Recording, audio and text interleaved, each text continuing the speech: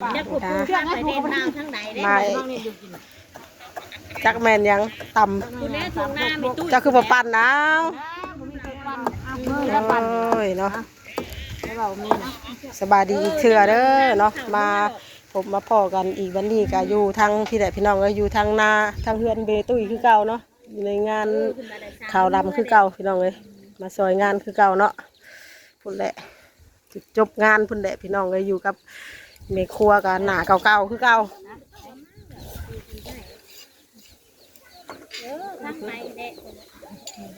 ขอนิดกันใช่บ่เดี๋ยวนี้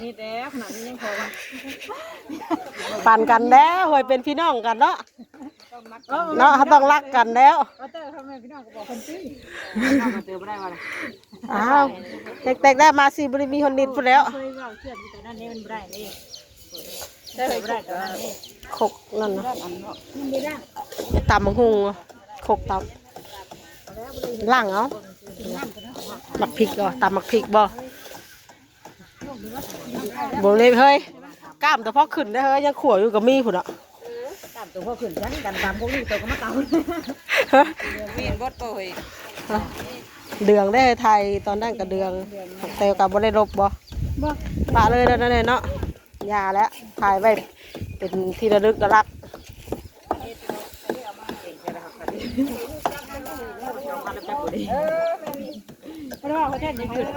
นะบ่ขนาดไม่ว่าคอนเทนต์กันยังคนเบิ่งเยอะเนาะมันธรรมดาดิคน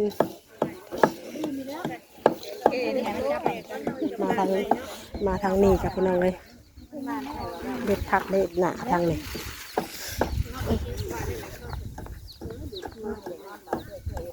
อ้าวอยากนอนได้ให้เช้านี่ก็ตื่นแต่เช้าไปซอยทางเพื่อนดงไปซอยทางงานเพื่อนแต่งเมื่อเช้านี่พี่น้องตื่นแต่เช้าโทรสายมาบัด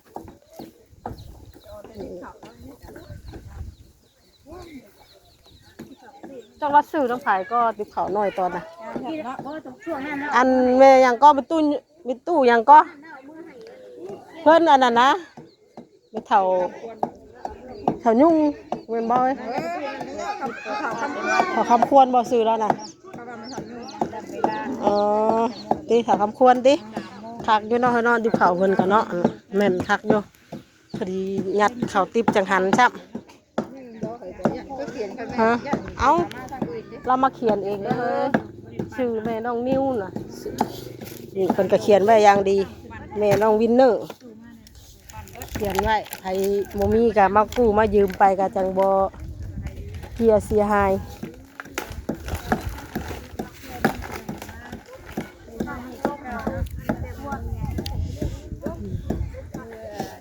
มาหาถ่ายทั้งครัวไปเลย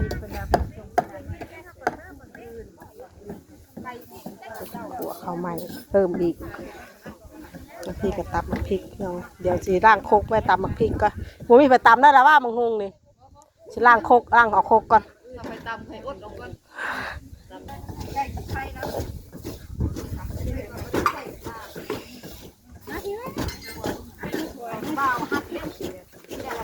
ยังหากำลัง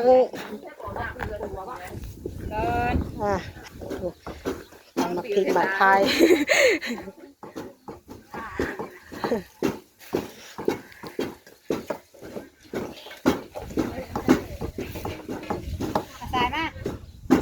ตำน้ำพริกตำข้าวคั่ว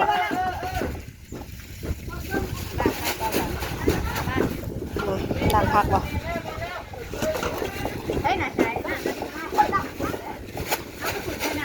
เนาะเอ้ยมาแล้วเพิ่นต่ำอันอยู่ใต้บักพริกซ้ำระวังเด้อติลมเนาะตาว้าว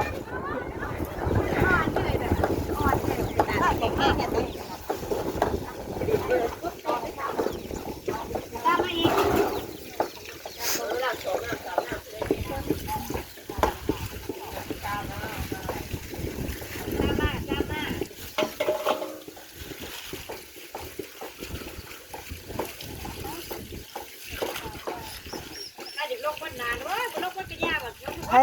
พักจะบ่อนี่เกี่ยวพักอันงามมาดีหน่อยเนาะผักไอ้หอมป้อมงามสักขายเป็นกิโลบ่อยมาขายเป็นกิโลโลละเท่าไรเดี๋ยวนี้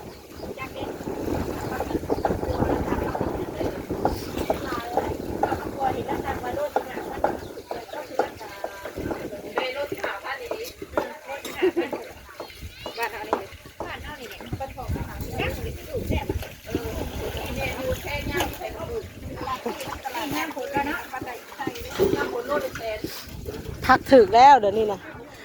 มัดละ5,000กาใส่บาทเดียวติยามฝนเลยเอ้ยยามนี่มันกะพายุพอกินอยู่ฮับปลูกกะฮับปลูกเองกะได้กินนะยามนี่นะเฮ้ยยามฝนนั่นปลูกมันจังอันเป็นยังมีแต่เน่ายามฝน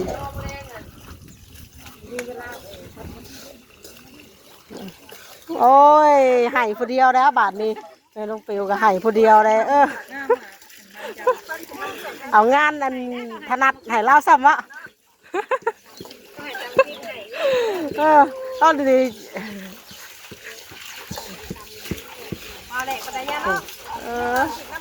เหม็นแล้วเป็นการที่เลยจะถามเรื่องไฟเตาถามหรอกนี่ว่าสัญญาณใส่เพราะอะไรเว้ย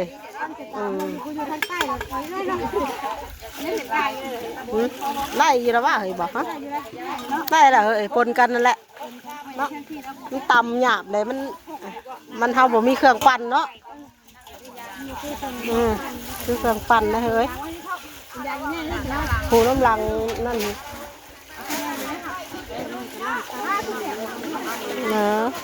ปล่อยคำยามแรกเลยพักกันเตรียมกับเขากับน้ำไว้นี่อย่างกระเฮ็ดเขาทางอันนั่นกับเพิ่นกับเขาทางเมน้องนิวเพิ่นก็ยังออกไปตลาดอยู่ยังทันได้มาโอ้โหว่าจะสิไล่ยังไงเนาะพี่น้องโอ้ว่างานเพิ่นถนัดแฮงมือใหม่อ่อนเลยถิ่มฮอดฉาก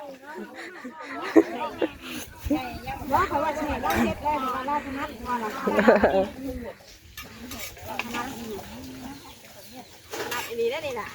นี่ยามแรกได้นี่ยามแรกงั้น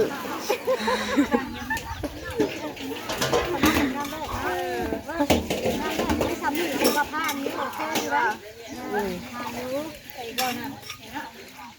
เอาข่อยให้ตำโบแหลกช้ำนี่ช้ำดิ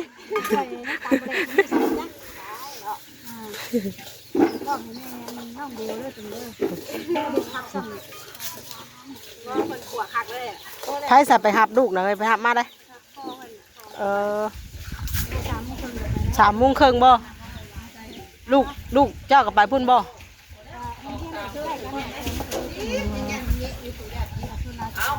นอกพุ่นน่ะลายโรงเรียนเลยเนาะอยู่พุ่นเนาะบ่บ้านเฮาโดมันโรงเรียนเนาะเลือกแบบว่าเลือกเข่าเด้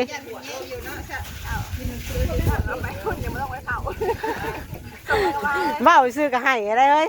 ว่าแม่ไปแล้วแม่ไม่ได้อยู่เผาได้แล้วก็ให้ถ่าแล้ว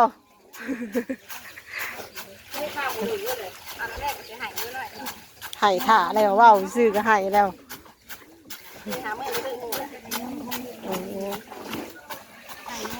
แต่ว่าอยากเพิ่นให้อยากไปน้ำน้องน้ำพิงอยากไปตลาดนู้นน้ำแม่น้องอยากไปน้ำน้องน้ำพิงห่างแม่ว่าแม่ไม่ได้เผาได้ผัดให้อันว่าอยากไปเขาอันอยากไปอยู่ตลาดเซนูเด้คนว่าอยากไปเขาน้ำน้องน้ำพิงคน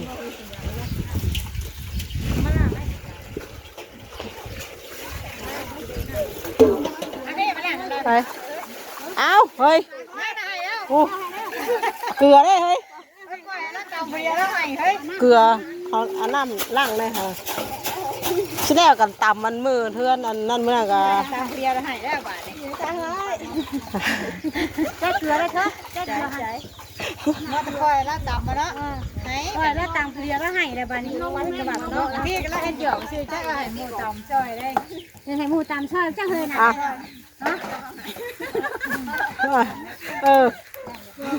ยังไงเราจะให้ตามเพี้ยนว่า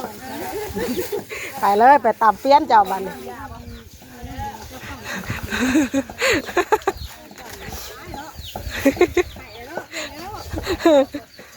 ตำว่าก็ตำมาแล้วว่ามาแล้วก็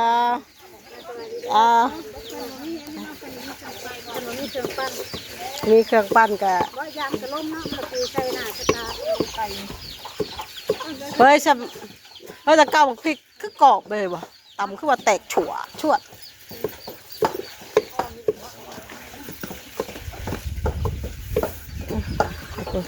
ผักสลัดกับมาตานาเราบุญโบยน่ะนะเนาะเฮ้ยงามเลยเนาะมีอย่างก็มีแล้วต้องบ่ปลูกงามเลยแล้วมาเบิ่งทางพักกับพี่น้องเลยผักงามงามนี่นะผักหญ้าขาหุ่นก็พอได้อยู่ได้กิน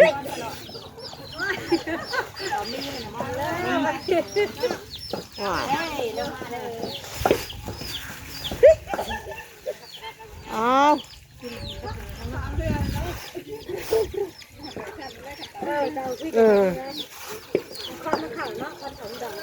ตำพริกกันนั่นแหละจำ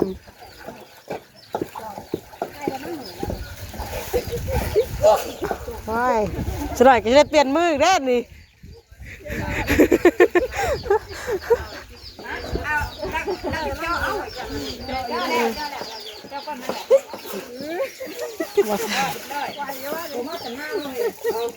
โอ้ยเราให้แท้พริกนี่แม่ผู้ดังเนาะใบบ่เนาะบ่มี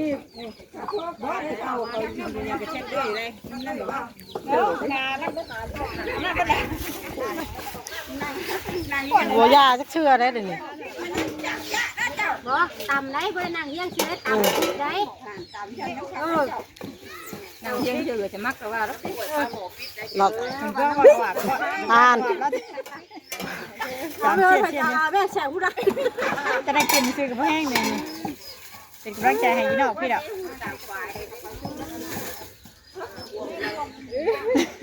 ไหวบ่บ่ไหวปะเก่าเด้อติบ่ไหวกระสูคือเก่าคุณบ่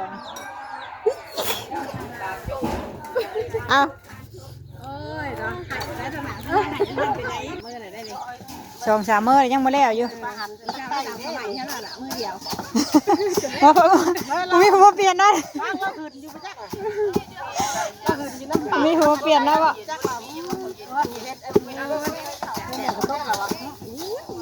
หมอกระต้มว่าตอนสัตว์เนาะหมอกระต้มกับแก่สิสัตว์ละแมนแต่หมอนี่เปลี่ยนไว้เขาเปลี่ยนไว้เขาไปเขาหมอกระต้มจักชิไว้เลยเลยเขาว่าออกงานลูกแล้วออกงานเด็กจิกก้อมคนหมอนห้อน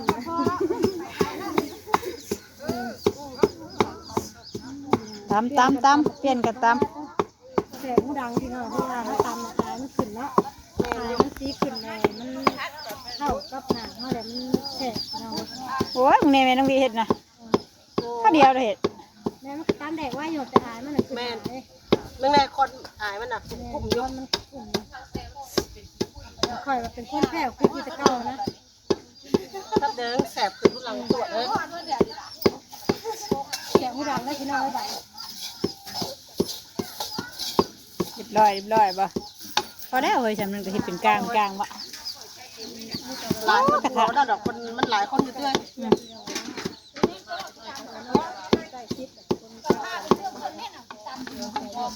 เรียบร้อยเลย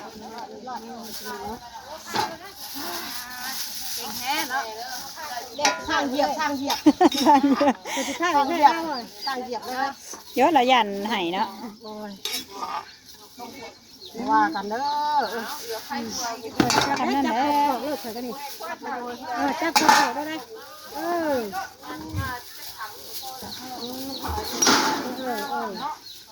เรียบร้อยบ้านนี้ทำสีใช้หน่อยเดือดแต่ข้าวคั่วบ้านตำได้ปะให้ไปเตยแล้วตำอยู่ที่นี่ร้อยแล้วยังขั่วอยู่นี่ถ่ายรอตัวนี้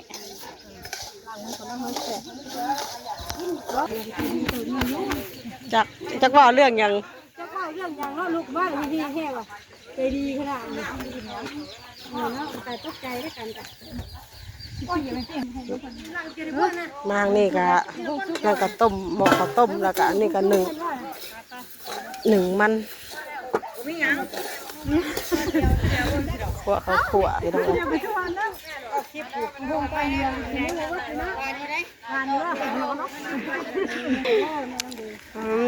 กินหงจุกทางอ่ะ หวานได้ป่ะหน่อยเนี่ย หงมาเตือนเจ้าป่ะ น้าป่าพวกนี้ เอาเพิ่นมาเอาผันได้เองบ่เอาจะมีหมูหุงบ่สั่นคือเฉยเพิ่นจะเอามากินบ่ร่นกองพูนอยู่เพิ่นว่ารู้บ่เอามากินใช่ป่ะเราไปหน้าเราโทรเราบอกมาเราไม่ได้คอยไปโทรเราบอกมาไปตายที่เจ้าให้มันมันประกอบจะไปตายยังอาหารซีเลยไปก็ไปเฝ้าปัญหาพุทธก็บ่แม่น อ้าวบ่ตีเขาแล้วเนาะเขาบ่จักคนเขารู้แล้วตื่นมาแล้วก็ไปรถไปหาที่ซีนั่นได้มื้อนี้นะ คนดุว่า ตะกาอุ้มลูกไปหา บ่ฮู้มึงจักก็ดอกฮู้ว่าเราสิไปโคกไรใครดอกฮู้ว่าเราสิไปทางไร ไกลไปได้ป่ะ บอกแล้วค่ะแม่ไม่ดีค่ะมันแรงจ้า มีราคาเท่านี้ก็8-9 โมง เขาเฝ้าดีบ่หัวมันมัน เนตเจ้าเด็กกับปวดกับหัวแม่นบอกอันนี้ เติมอัดไว้ก่อนมันบ่มีผ้าอัดนานพด อย่างนี้มันแซงฟันกันเฮ็ดนี่ อ้าวอ่ะมีแผนกไปแผนกมันได้มันจัง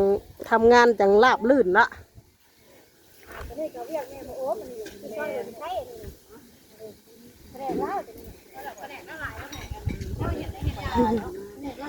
ปลาเต้าตำเมี่ยงบ่ แนวมัน ตำเหมียนเส้นห้องที่ตั้งบอก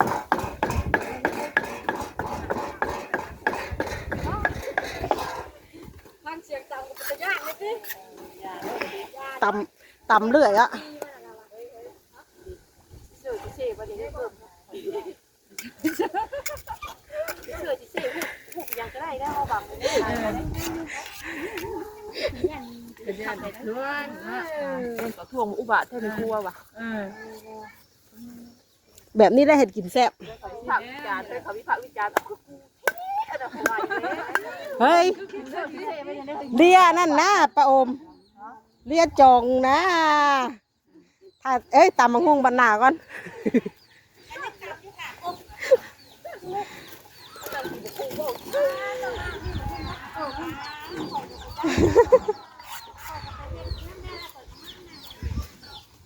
ลืมดิ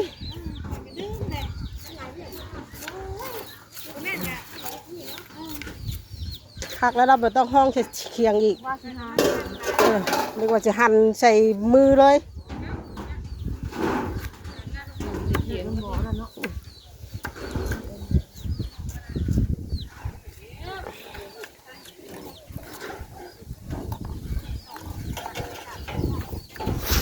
ก็ขับมาบะเทงลมพี่น้องไว้บ้านยังเป็นวัดเป็นไอกระโบเศร้าจะเกลือเด้อแบบนี้ลมกาอยู่นอกพี่แห้งลมมันบ่มีแนวบังพี่มันโล่งโจ้งแคมทงไฮทงหน้ามันลมรถมันรถหนาวผัดเข้ามาพี่น้องไว้คลิปนี้กับแม่น้องวีกับสิคอโจ้ไว้ซันนี้ก่อนน้องพี่น้องเนาะเดี๋ยวพบพ่อกันในคลิปต่อไปเด้อเนาะคลิปนี้ก็ขอตัวลาไปแล้วเนาะขอกล่าวคำว่าสบายดีเมื่อทุกคนนะพี่น้องเนาะดูสวยงานอยู่ทางเพื่อนเมตุ้ยคือเก่าพี่น้องเลย